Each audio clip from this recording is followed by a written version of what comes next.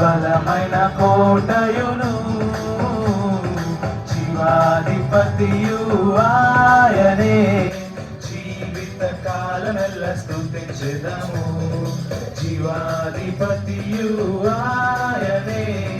జీవిత కాలమెల్ల స్తుతించెదము, ఆయనే నా సంగీతము.